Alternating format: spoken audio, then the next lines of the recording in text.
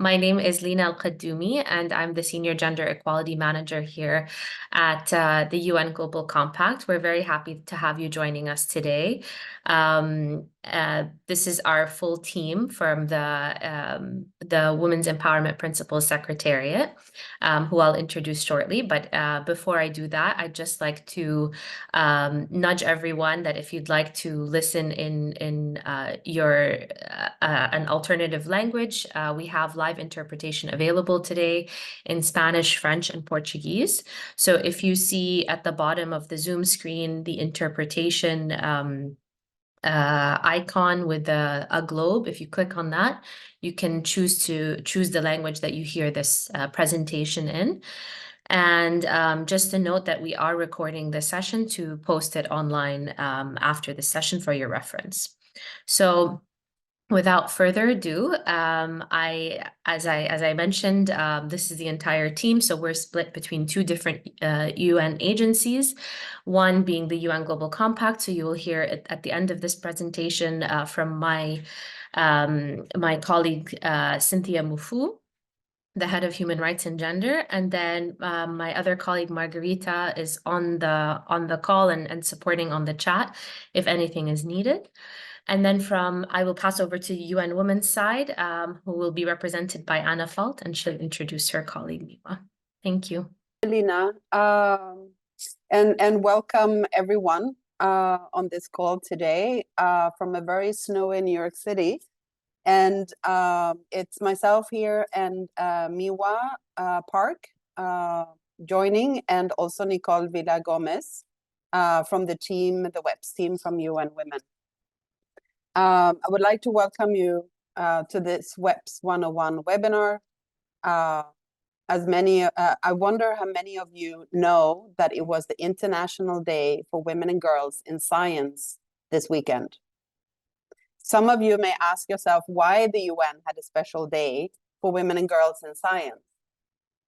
So first of all, science and technology and innovation are radically and rapidly transforming how we live, socialize, pay our bills, order food, study, work.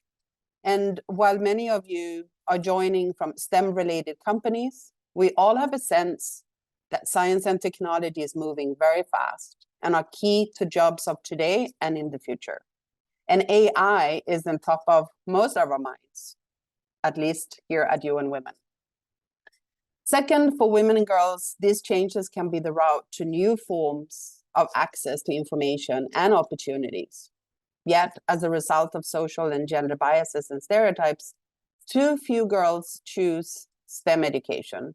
And this is one of many reasons why we also see women underrepresented in the STEM workforce.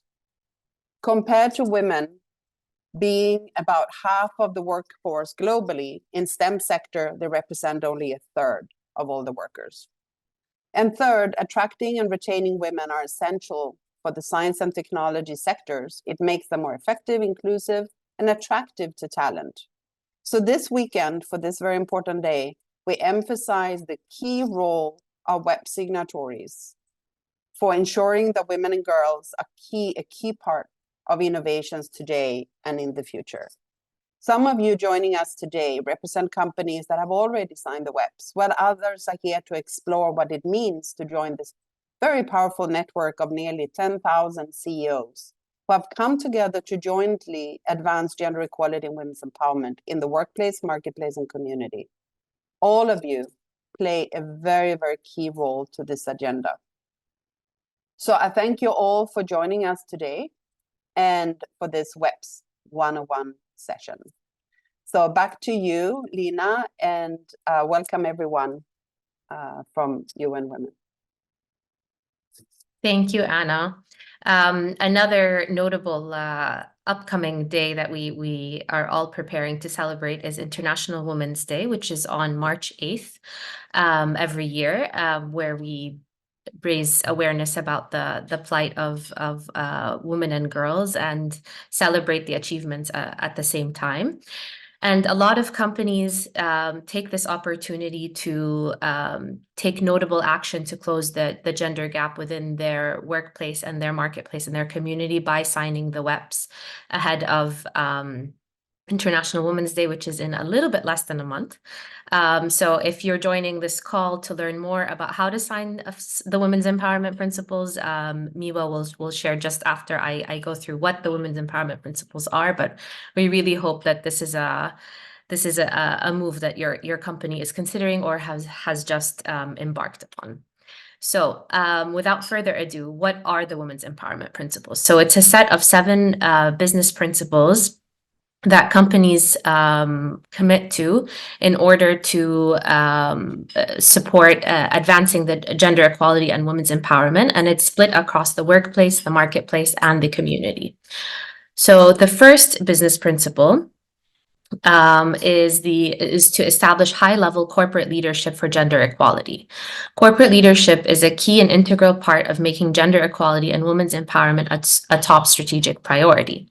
So some of the suggested actions that a company can take include establishing company-wide goals and targets for gender equality and women's empowerment, and to measure progress through clear performance indicators, making managers at all levels accountable for results against these goals and targets through their performance reviews, engage and consult in internal and external stakeholders in the development of company policies, programs, and implementation plans, and ensure that existing policies are gender sensitive, identifying factors that impact women and men differently, and that the corporate culture advances equality and inclusion. Finally, reviewing the requirements for board membership and other government bodies and committees to remove any discrimination or bias against women. The second principle is to treat all women and men fairly at work, respect and support human rights and non-discrimination. I think this underscores everything that we do, but also that the WEPs tries to espouse. So some of these actions would be pay equal remuneration, so equal pay for work of equal value, including, but not limited to, benefits and bonuses. And to ensure a minimum living wage for all women and men employees. This would also imply to foster an inclusive workplace culture and remove gender bias discrimination from all policies and practices, implementing gender-sensitive recruitment and retention practices, and proactively recruiting and appointing women to managerial and executive positions and onto corporate boards of directors. Offer flexible work arrangements, leave and re-entry opportunities to position equal pay and status, and finally, to support women and men's access to child and dependent care through services and through information. The third principle is on ensuring a health, safety, and well-being for all women and men workers. Some of the suggested actions would include establishing internal policies and procedures, preventing all forms of violence and sexual harassment at the workforce, which unfortunately is pervasive throughout the world of work around the world. Ensure all employees equal access to health insurance, including part-time workers, and to support services for survivors of violence and harassment. Respecting women and men's worker rights to time off, for medical care and counseling for themselves and for their dependents, provide safe working conditions to protect from exposure to hazardous materials, and address safety and security concerns, including traveling to and from business work or business trips, and train the security staff and managers to recognize signs of violence against women, human trafficking, labor, and sexual exploitation. Principle 4 is on promoting education, training, and professional development for women. So thinking about how all employees have training opportunities to advance gender equality and align everyone around shared values. Training is also critical in helping staff advance on their professional development, in particular women, who often don't have as many opportunities, training opportunities. So some suggested actions would be to invest in workplace policies and programs that open avenues for women's advancement at all levels of business and across all functions of business. So not just the female-dominated functions, but really focusing also on the male-dominated functions, because we're not only countering glass ceilings, we're also countering glass walls that exist across organizations. And then on that note, encouraging women to enter non-traditional job fields and revenue-generating roles, and ensuring equal access to and participation in all company-supported education and training programs, providing equal opportunities for formal and informal networking and mentoring programs, and finally, and most importantly, conducting sexual harassment and unconscious bias training and awareness raising on the corporate gender equality policy and action plan. So these first 4 principles cover the workplace dimension, if you will. So policies and procedures that should be put in place, practices that should be in place, the culture shift that should be implemented internally within a company or an organization. And then Principle 5 covers the marketplace dimension. So looking at beyond the 4 walls of our company's operations, offices, factory floors, looking at the entire supply chain where companies have a material influence. So Principle 5 is about implementing enterprise development, supply chain, and marketing practices that empower women. Companies can play a key role in influencing the wider business ecosystem and business partners through inclusive supply chain policies and standards. And similarly, advertising is a powerful driver to change perceptions and impact social norms. So the portrayal of women and men should be really considered thoroughly to make sure that we're not perpetuating harmful gender stereotypes, but rather we are demonstrating women and men in modern, authentic, and multi-dimensional roles. So some of these suggested actions could be requiring business partners, contractors, and suppliers to also adopt the WEPs. To establish a supplier diversity program that seeks to advance business relationships with women-owned enterprises and to support them in accessing more business and calls for tenders and things like that. Supporting gender-sensitive solutions to women's barriers to accessing financial products and services, a very big barrier for women-owned businesses. Ensuring that company products, services, and facilities are not only used for human trafficking and/or labor or sexual exploitation, and the removal of any harmful gender-based stereotypes in all media and advertising, and systematically depicts women and men as empowered actors with progressive, intelligent, and multidimensional personalities. Principle 6 is about promoting equality through community initiatives and advocacy. So we moved from the workplace dimension to the marketplace dimension, and now finally we are at the community dimension. And what we mean by this is companies around the world invest in community development programs to make valuable, effective, and responsible contributions to gender equality and women's empowerment.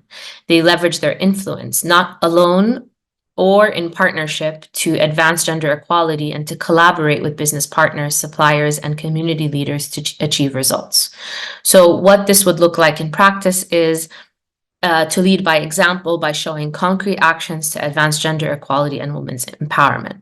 Leveraging influence alone or in partnership to advance gender equality and to collaborate with business partners, with suppliers, and with community leaders. And then working with community stakeholders and officials to eliminate discrimination and exploitation and to open opportunities to women and girls, and to promote and recognize women's leadership and contributions to the community and ensure their active participation in community consultation. And finally, using philanthropy and grants programs to support community initiatives. The final principle, Principle 7, is cross-cutting. It's about how to measure and publicly report on progress to achieve gender equality. When we talk about these previous 6 principles, when we talk about commitments, when we talk about actions, we cannot stress enough the importance of transparency and accountability for companies to really uphold their commitments and to demonstrate targets and progress against targets with their stakeholder community. So some of the actions include to take the WEPs gender gap analysis tool. And the WEPs gender gap analysis tool is basically, it's a self-assessment tool. We will drop the link in the chat for you to take. Any company can take it even before you become a WEP signatory, but we recommend that once you become a WEP signatory, it's a very good assessment for companies to take to really understand where they're at on their journey. And it's 18 questions. It's completely anonymous and free. So nobody sees your results. You are the only person that would see your results for your company, and companies take it on a regular basis to measure their progress against their targets. And finally, developing incentives and accountability mechanisms to accelerate WEPs implementation and to collect, analyze, and use gender statistics, and importantly, sex disaggregated data and benchmarks to measure and report results at all levels. So there are reporting mechanisms within the WEPs website as well, which I think Miwa will be covering shortly, where you can report annually on your progress in the implementation of the WEPs, and also to share lessons learned and good practices on the implementation of the WEPs, and to publish them on the WEPs website. So with that, I will turn over to my colleague Miwa to share more about the WEPs tools and resources available to you. Perfect. Thank you so much for going over the principles, Tina. Hello, everyone. My name is Miwa Park, and I'm the WEPs coordinator at UN Women's WEPs Secretariat. So the WEPs Secretariat sits under UN Women, and let me take you through some how-tos and how to join the WEPs the process, and what the WEPs Secretariat offers for WEPs signatories during my presentation. So joining WEPs is a very simple process. If you're eligible, go to the www.org/join website and then fill out the form and submit the form. So you can see the screenshot here. I'll cover the eligibility criteria in the next slide. The form itself is pretty self-explanatory. You need to provide the information requested in each section, and the WEPs Secretariat will go over each application and get back to the applicant. This process normally takes around 10 to 15 business days. There are a few things I'd like to emphasize for filling out the form. So first, we are requesting the CEO statement of support. This form needs to be signed with the date by the CEO or the person with the highest decision-making authority in your company. The date is important because this date will be the date that shows up on your profile page as the date your company has joined the WEPs. And the CEO statement needs to be signed by a highest decision-making authority. That person is generally called the CEO or managing director, chairman, president, and etc. Just keep in mind that the idea here is to get the buy-in from the highest decision maker of the company. Then we are also requesting CEO quote. We'd like for you to answer, how will you contribute to gender equality, and tell us why is this agenda important to your company, and maybe share how you've been doing or planning to work on advancing gender equality within your company, in your marketplace and community for around 4 to 5 lines. So it doesn't need to be too long. Lastly, CEO photo is also important. We only accept professional headshot and no logo photo is accepted. This is to put a face onto the commitment. So I hope you understand. And if you want to learn more about the eligibility criteria, let's go to the next page. So, as you know, the WEPs is an initiative for the private sector. So we only accept private sector entities, including legally registered companies. For-profit company of any size and any sector. It can be a one-person micro enterprise to, multinational corporations. And social enterprises are also eligible, even if they're not for profit. And so are cooperatives, regardless of the registration status.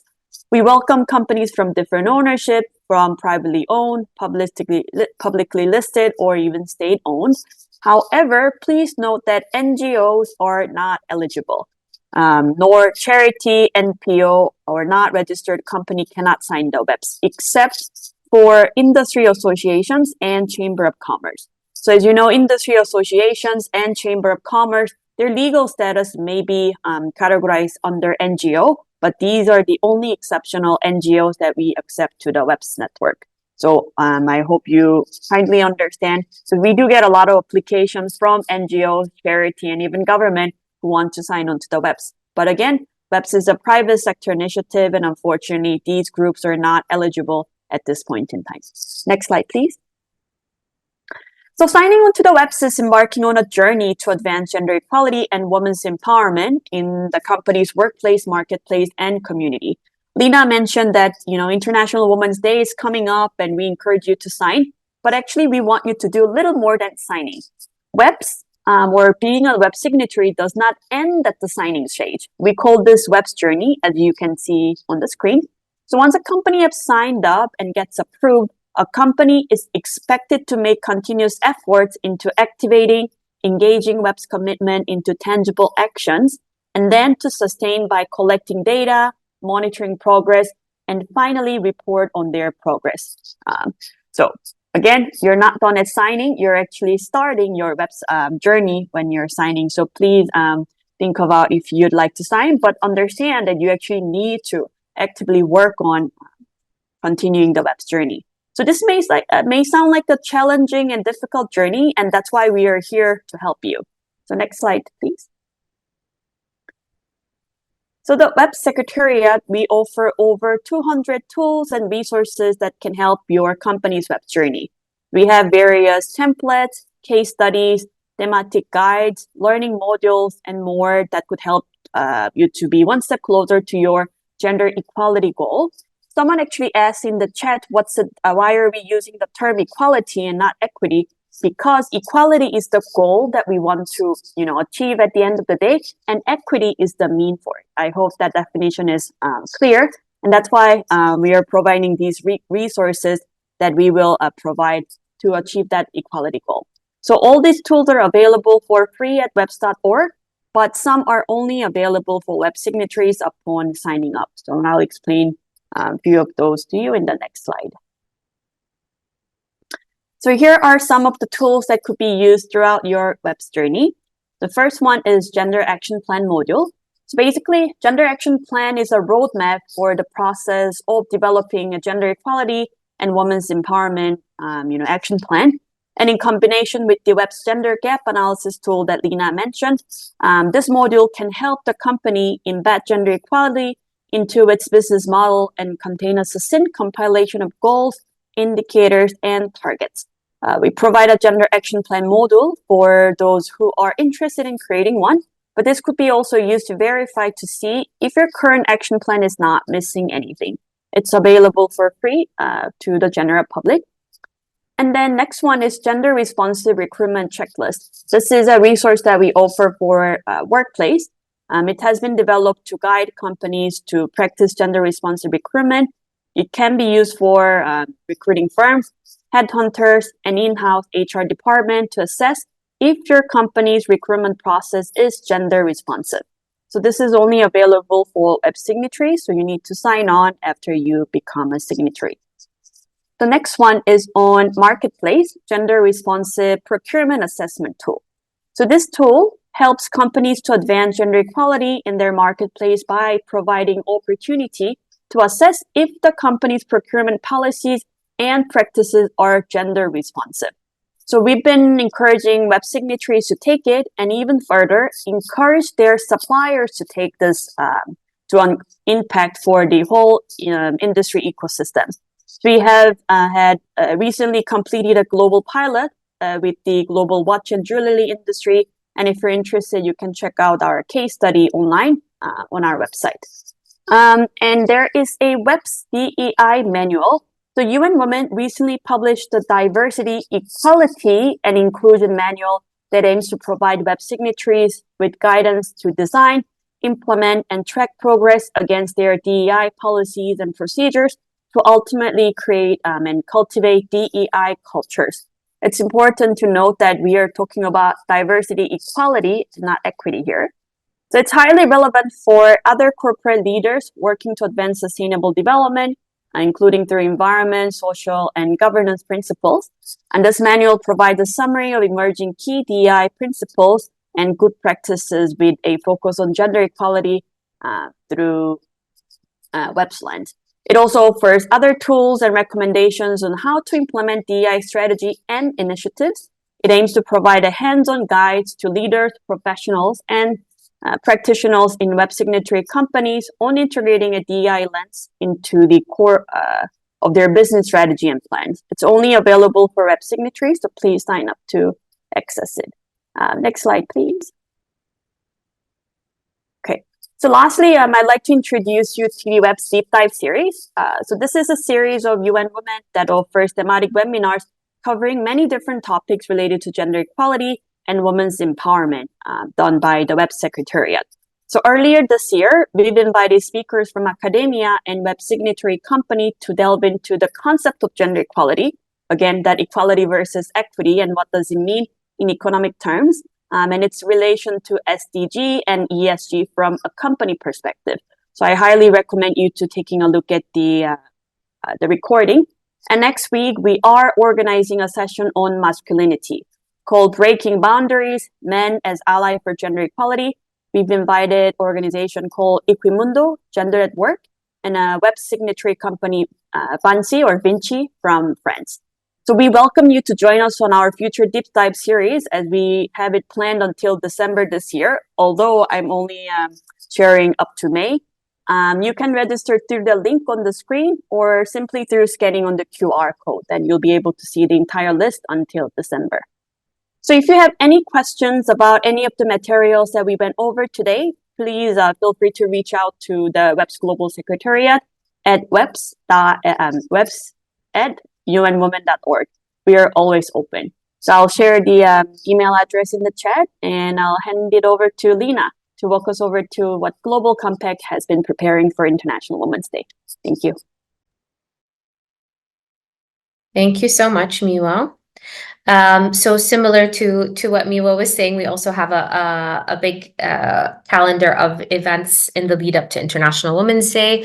Every year we host a webinar series called Countdown to International Women's Day, a gender equality learning journey. And again, this is free and open to the public. It's basically in the 3-week lead up to International Women's Day.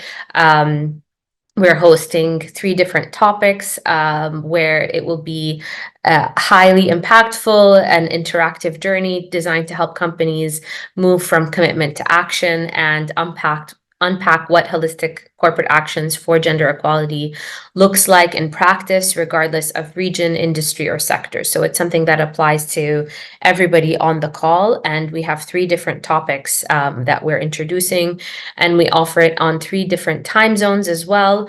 So the first session is on February 22nd, and it will be on target setting for gender equality. Target setting is clearly important. We've been talking about this for the last 30 minutes. We don't know what we don't measure, and we need to, how do we actually set targets to measure? If you're curious about this topic, do join us. It's a 90-minute session, and there are e-learning courses that will be shared after the session if you choose to take it. It will take place at 10 a.m. Copenhagen time and then 10 a.m. New York time, so 2 different time zones on February 22nd. And again, on February 28th, the same time zones, we'll be covering eliminating the pay gap, how to take action on equal pay. Increasingly around the world, legislation is calling upon business to report on their equal pay gap, or their gender pay gap, excuse me.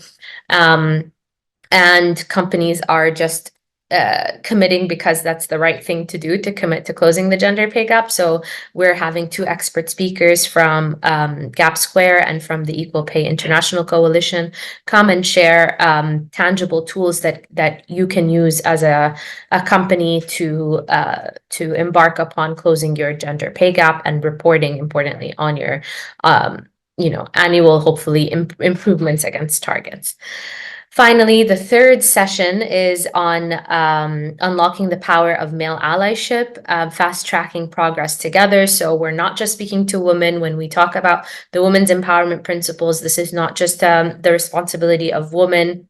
It's the responsibility of everyone, because it's not a women's rights issue, it's an everyone issue, and it would be good for society if we do close gender gaps. And so we cannot do this alone. We really need the support of our male allies, our brothers, our colleagues, to really drive progress across the workplace, marketplace, and community. So join us on March 6th to discuss what are some tangible actions that male employees, members of society, can and should be taking to really move the needle on to progress on gender equality. And that will be co-hosted with our partners also, Equimundo and Gender at Work. So without further ado, I would like to introduce our panel. So you've heard a little bit about what the principles are once you sign up, what tools are available to you, what are some upcoming learning opportunities should you choose to take a deep dive into any of the topics we discussed today. But we wanted to provide you an opportunity to hear from companies themselves who have had the experience of building the business case, by getting the buy-in from corporate leadership and across the organization, and finally signing the WEPs. And they've both recently signed the WEPs, and so they're here to share a little bit about their journey and how the first period it looks like internally after signing the WEPs. So it's my honor to introduce my two co-panelists, Thato Dorcas Molis, who is the program manager at ESCOM Women Advancement Program, which is part of ESCOM South Africa. And then we also have Luciana Casiero, the people's expert of people and organizational development in the global unit of Energias de Portugal, to share with us their experience today. Welcome, ladies. So if you have any questions throughout the panel discussion, please drop them into the chat or drop them into the Q&A option so that we make sure that we address all of the questions. But I will go ahead and get started on our first question.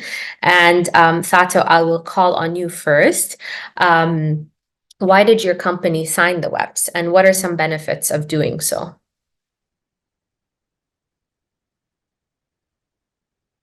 All right, thank you.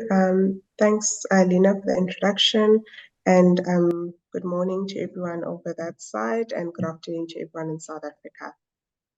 So as Lina mentioned, my name is Tato, and I'm here today on behalf of Ms. Alsipule, who is our head of HR, and basically everything I'm sharing will be the progress we've made under her leadership. So why we signed the WEPs and the benefits of doing that. Firstly, we signed it as a signatory of the WEPs to really signify to the organization our commitment to the SDG goals. Specifically, in this case, we're speaking about goal number 5, which is gender equality. Through the group executive, Ms. Boule, we have come to realize that gender equality is not only for compliance matters, but it's also a strategic business imperative. Many studies have shown that companies that are financially sustainable over time are the ones that actually are the most diverse. So as an organization, diversity and learning and continuous improvement and innovation is one of our key values. And one way to improve diversity, at least from the gender lens, is through signing up for the WEPs. In terms of benefits, so I spoke about, having a diverse workforce and also innovation. But over and above diversity and inclusion and innovation, another key benefit for signing up for the WEPs has been just the rollover effects it has had on community. And this is in two ways. One is through really increasing the spend on women-owned businesses in surrounding areas. That is an economic benefit because women are also financially excluded. And another benefit through our head of for human resources is we've managed to really bridge the gender pay gap from 41% to 6%.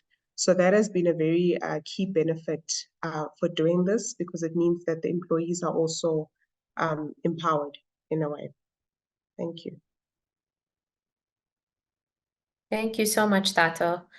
And may I call upon you, Luciana, to share a little bit about how your company went about signing the WEPs, why, and what are some benefits of doing so? Yes, thank you. Good morning, good afternoon. So my name is Luciana, and I worked for EDP for almost 10 years within this people and organizational development global unit, within like people development topics, but also diversity, equity, and inclusion projects and strategy. And so I think it would be useful, a very quick background on EDP. So we are, because it says there, Energias de Portugal, which we used to be the national company or utility company from the Portuguese in Portugal, but we are now a multinational energy services company, vertically integrated from the energy production, networks, trading, and other renewable solutions to end users. We operate in almost 28 countries with around 14,000 employees, and we are in our mission to lead decarbonization and be all green by 2030. So we change from a very local and regional perspective or business to a very global one. So we start our journey in diversity and inclusion around 2013 with our very first diversity policy. And I think that since then, we've been trying to develop this agenda for diversity and inclusion. And usually these kind of commitments or pledges are very important to somehow start the journey on one of the topics or dimensions of diversity that we usually intend to work on. So although I didn't take part in the first signing of the WEP at the time, I think 2015 or 16, I can say that usually when we are challenged by various movements that aim to promote and accelerate commitments to the Sustainable Development Goals, and this one specifically for the gender equality, we are usually all in. So we usually say yes, and if for a few it's just a way to building the house from the ceiling, from us is somehow to start from a baseline that intends to reinforce our commitment and our walk the walk that we wanted to do. So since then, the benefits are totally the framework of the WEPs. I mean, having these 7 principles, we can guide our action through each one of them, and they are also very vertical and horizontal, so they help us to understand whether we can put these gender leans into action actually, and to make it more tangible. And well, having the access of so many resources, and also the net, as Tato was saying, the network of companies and organizations that we can learn from and learn with also is, I mean, I would say that is the great benefits we can take from signing and to be part of this of the WEPs. Great. Thank you so much for sharing. Since you're already speaking, I'm going to ask you for the next question. How has your company gone about implementing the WEPs, and what plans do you have in scaling implementation for the future? One of the things is starting with with the gender gap analysis tool. I think it would be also the baseline to start whatever we want within this dimension, because it truly helps us to understand where we are in terms of progress and maturity level, as having not only the questions to guide us, but also the level we are. So each one of the topics, the framework that has from commitment to implementation, measurement, and transparency allows us to understand where we can still improve our action. And I'm sure that it's almost impossible to fill in all the gaps, but it's totally one of the main tools to start this journey, is to start with the tool, and then to understand where we can actually put some efforts. And it can be on the targets, it can be on some initiatives to promote each one of the dimensions, or for example, to understand our data through what it can still be disaggregated by sex disaggregated data, to understand also the progress in each one of the topics. So that one would be totally the first step. But also in I would say that if one person, one team do the gap analysis tool, is quite critical to share it with different departments within the company, because as this one is like vertical and horizontal within all the topics, from supply chain, from ethics, from compliance and legal, so many aspects, it's important to involve other teams and to see, for them to see the results, to engage on the improvement plan as well. And through people, obviously people in organizational teams, which are commonly known by HR teams, also to accelerate within some of the internal processes and other affirmative actions throughout different topics. Thank you so much. Yeah, definitely, it's a organization-wide undertaking to fill out the WEPs gender gap analysis tool. As you said, it covers a lot of different business functions, and so you would need the help of your procurement team and human resources and probably finance, and so on and so forth. So yeah, it's a team effort. And if you click through the website of the WEPs gender gap analysis tool, you'll see that you can download the questions in advance. A lot of companies find that useful. So they collect the answers from across the company, and then they fill it out all at once they have all of the answers. So Thato, I'd like to turn over to you. How are you implementing the WEPs within ESCOM, and what plans do you have to scale implementation in the coming months or years? Thank you. So definitely agree with Luciana about the WEPs tool. So ESCOM did undertake this in 2019, and as I mentioned also earlier, at ESCOM we've had the ESCOM Women Advancement Program now for just over 10 years. So we really have scaled in terms of implementation. And how we did this is we used the top-down approach and also the bottom-up approach. So for top down, it's where we really rely on the executive committee at the highest level, your top leadership, senior leadership, to also be signatories of this program, be aware of the program, and advocate for gender equality in their respective areas. We found that this has been quite helpful when the senior leadership displays behaviors that are in support of this program, because then the employees can really see that the organization is taking this seriously if it is being driven at the highest levels. Another way we implemented it is through the gender policy. So we've developed a gender policy, which really just also again advocates for women empowerment. It speaks right from recruitment processes, fair recruitment processes, but equal pay, equal value, as well as fair training opportunities as well that are for women. Another thing we have in place is a gender office. This one was established in 2016. It's really a safe space for women to come forth and share any gender-based discrimination that they encounter at work, any sort of concerns that they may have. It's also a hub where employees can go and get more information, because oftentimes we find that gender inequality is also due to subconscious biases or unawares, lack of information by employees. So at the gender offices is where employees can also gather more information over and above just reporting cases. Defendants can also speak to a professional therapist there as well, with our health and wellness department in the organization. Those are some of the things we're doing to implement WEPs.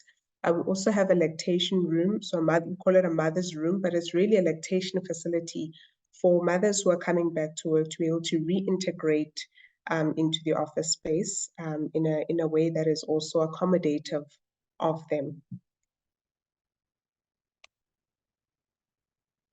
That's great to hear. That's definitely a best practice, and unfortunately very rare to hear companies that have a lactation room. So it's nice that Eskom is leading on that. So how did you go about securing the internal buy-in that's required to sign the WEPs? Do you have any recommendation or advice for the companies on the call today?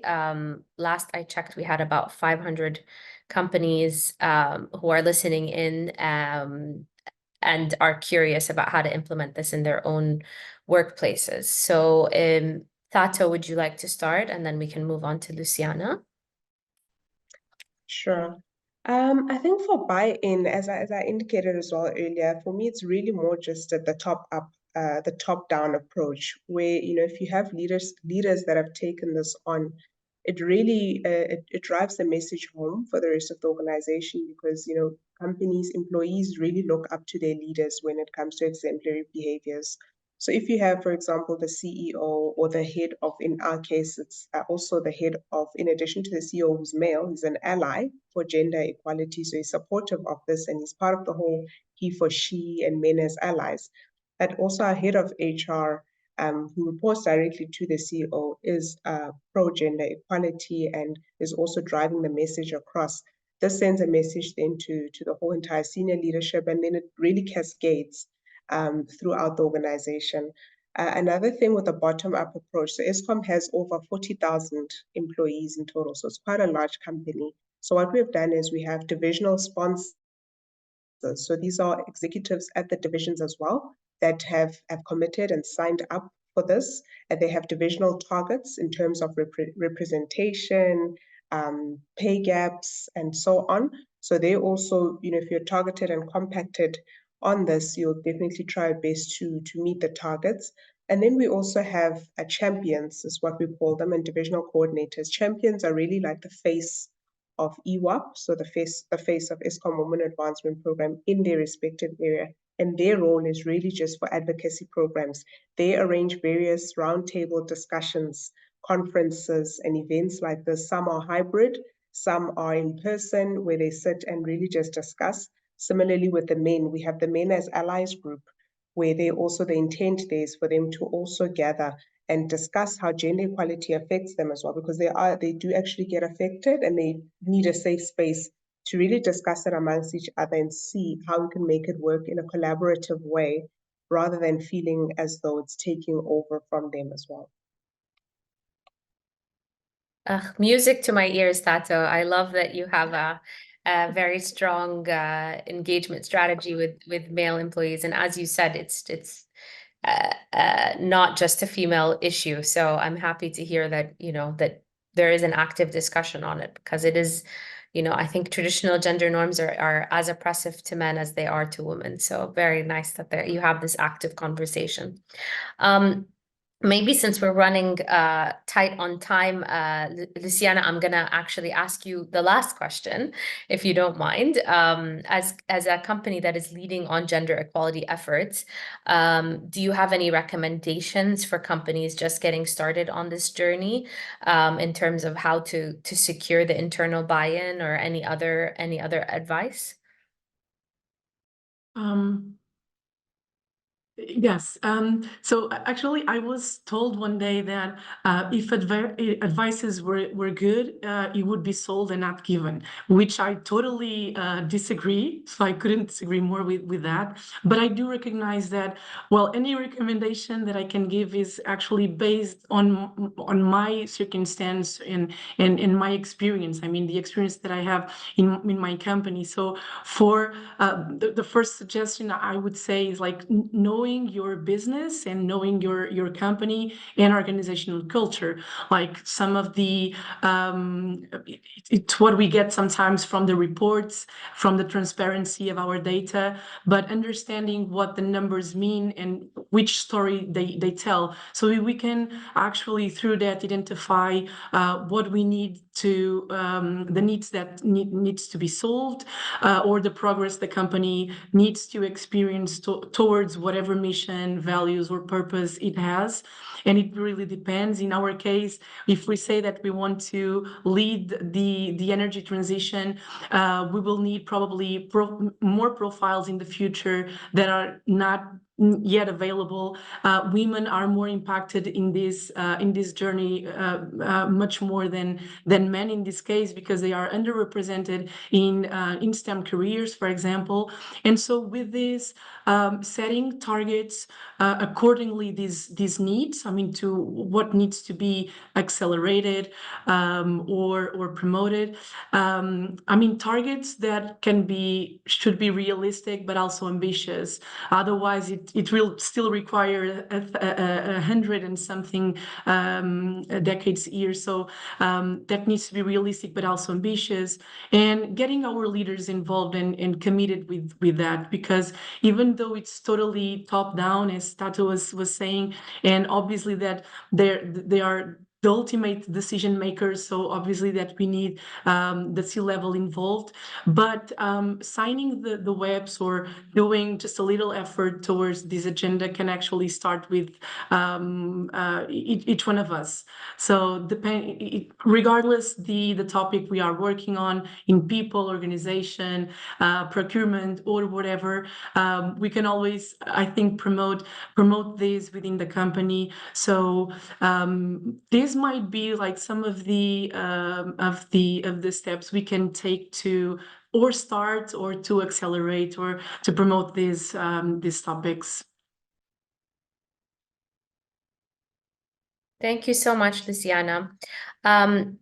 I'm going to just go to the questions that have been raised by the audience that haven't been addressed yet in the chat.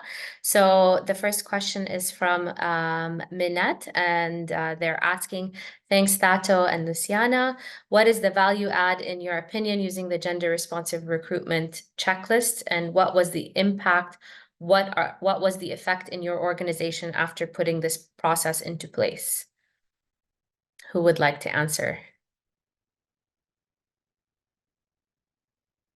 So gender responsive recruitment checklist, what was the impact? What was the effect in your organization after putting this process into place? For us, for example, one of the topics that from the gender gap analysis tool, there we still put some effort. We can still have like room to improve in the recruitment and selection process, exactly to guarantee some of the aspects on gender equality. But I think most of the practices that the web suggests us to implement are really critical, and we have found them important to apply within the entire process.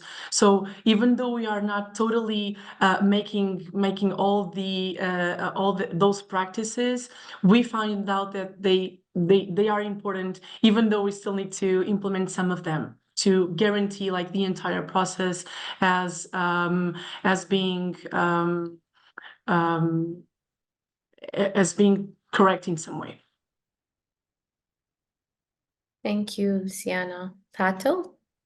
Yeah, I think that it's quite an effective tool. However, the company is quite a large company, so in some areas it works. I think also just depending on the type of role. In some areas, especially the STEM careers, science, technology, engineering, maths, those are highly male dominated. So the issue is not really with the tool, but maybe rather with the pipeline, where you have more males getting these qualifications than female. But on the overall, I can say that it's been very effective. If I can just share 2 accolades that Eskom has achieved through our group executive, Ms. Pule. So in 2016, we were awarded the Ernst & Young Index of Women in Power and Utilities, which ranked Eskom the 6th most gender diverse power and public utility in the world.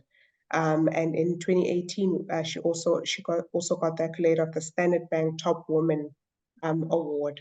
So last year we also participated in a survey with the BCG, and again, Eskom really outperformed the other companies in the energy sector when it comes to diversity, equity, inclusion, including the gender space. Wonderful.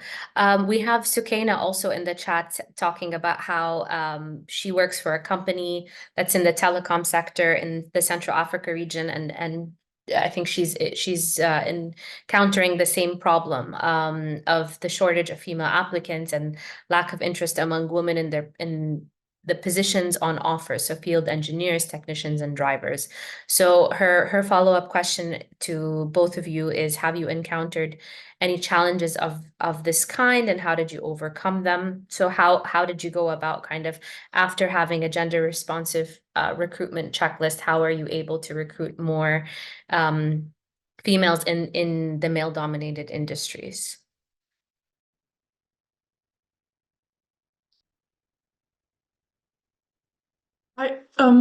We've 2 years ago, we've launched a campaign called Rebels for Change, and it started actually with a video putting 2 kids assembling objects to a male or a female when they were presented to those objects. So with this campaign was totally to raise awareness on whether professions are gendered or not, and they still, I mean, they show like a lot of room to improve on that.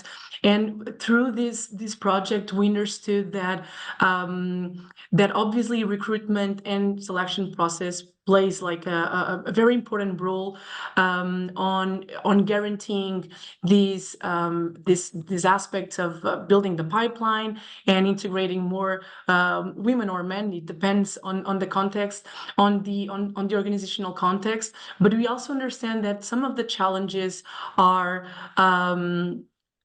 in the upstream factors of that process. So as a company, we may need to act within those kids, I don't know, through kindergarten until the time they enter in the employment market.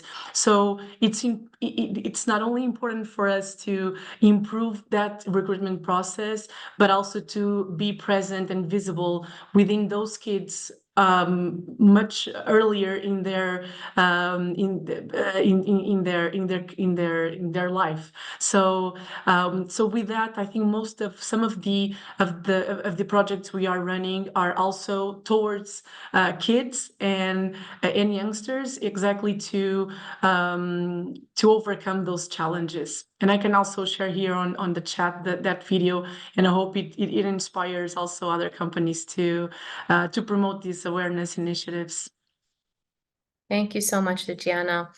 In the interest of time, I'm sorry, I'm going to have to end the panel discussion, but it's been a very rich and I think engaging discussion. I think a lot of people on the call today are in male-dominated industries. The questions are being proposed are all in the same light. How do we recruit more women in to make sure that there are even more candidates to begin with to select from. So perhaps this is the subject of a future webinar. So Cynthia Mufu will be joining us from UN Global Compact to close out the session, but I'd just like to thank Luciana and Thato for offering your personal company experience. Today, we've learned a lot from you, and looking forward to hearing more about your success stories in the future. And Cynthia, there's one more question that I'm gonna trouble you to answer. If we're just talking about representation on a leadership level. No, we're not. No, we're not. And we can't talk about representation on a leadership level, as both Luciana and Tato have just proven that you need to have a pipeline. You know, you need to have at all levels of leadership. It can't just be at C-suite. Whilst, you know, leaders taking action, as both ESCOM and EDP have shown, is absolutely critical to gender equality being important in an organization, being embedded in an organization and succeeding. It's important that we're looking at all aspects of the chain within the organization, and also actually in the supply chain. So, and leadership is not just about the C-suite level. You know, leadership is, as Tato mentioned, it's the champions, it's at the division level. You know, things can happen at the global level and it doesn't filter down. So we need to make sure that women are represented in absolutely all aspects of the business and take a lead in all aspects of the business. So yeah, and certainly that's what we promote in our work. So just to say thank you so much to all of you who attended. I think we were close to 500. Thank you to Luciana and to Tato for showing us actually practically how gender equality, not only is it good for business, but it's good for people. And how it's changing, and the work that they are doing is changing the lives of each other, but also the work and the business and how the business is focused. So want to also thank our colleagues at UN Global Compact and UN Women for putting this together. This was a very interesting topic, focusing on a traditionally male-dominated sector. So I think it was very interesting, some of the questions that were coming in. And I hope that the comments that were shared help you on your journey. This is just the beginning. We hope that you leave here and you find out more, you reach out to each other. I could see that people were connecting in the chat, and that's wonderful. You can reach out to us, obviously, and we hope that you think about signing on to the WEPs and continuing your journey. So I won't say much more than that, but thank you so much. And we look forward to connecting with you all in the future. Thank you. Thank you, everyone, and advance happy International Women's Day.